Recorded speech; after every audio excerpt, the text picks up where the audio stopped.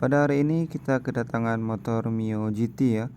Motor ini keluarannya itu tidak hidup, jadi kita coba dulu untuk menghidupkan motor ini. Apakah benar motor ini tidak hidup? Kita lakukan pengengkolan pada sepeda motor ini. Ternyata kompresi dari sepeda motor ini nyaris tidak ada sama sekali ya.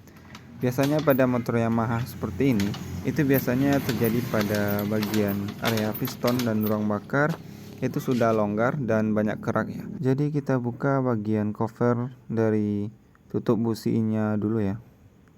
Kita buka dulu baut yang bagian atas dan bagian samping juga. Setelah itu kita buka bagian covernya. Oh ya teman-teman, untuk video kali ini saya rekam di kampung ya, bukan di tempat kerja saya. Oke, kita buka bagian covernya ini dulu. Membukanya cukup rumit ya, karena cover dari Yamaha ini cukup rapat. Oke, kita tarik bagian covernya sampai covernya itu terlepas.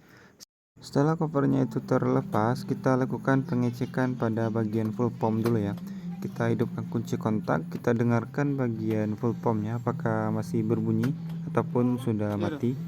Ternyata pada sepeda motor ini full pumpnya itu masih berdengung ya. Itu menandakan bagian full pump itu masih normal ya, dan bisa setelah dipakai. Itu kita lakukan pengecekan pada busi ya. Kita buka dulu dot businya. Setelah itu kita buka businya menggunakan kunci busi yang fleksibel seperti ini ya.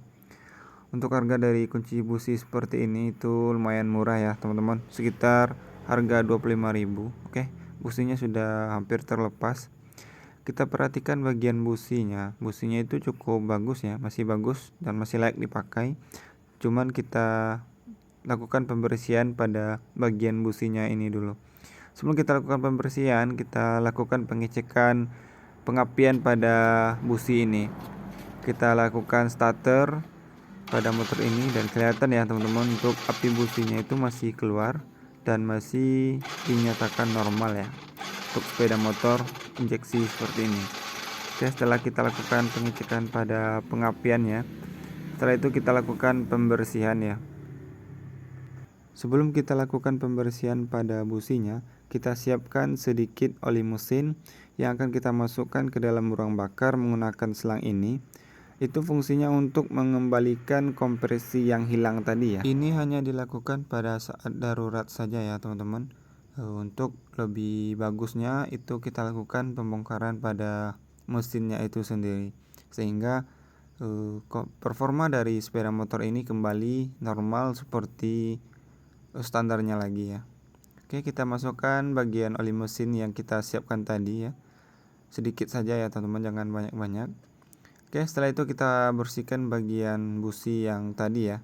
Kita bersihkan menggunakan sikat kawat seperti ini sampai businya itu bersih, sebersih seperti baru ya. Oke, setelah kita lakukan pembersihan, nantinya kita akan langsung pasang businya ke bagian headnya lagi ya.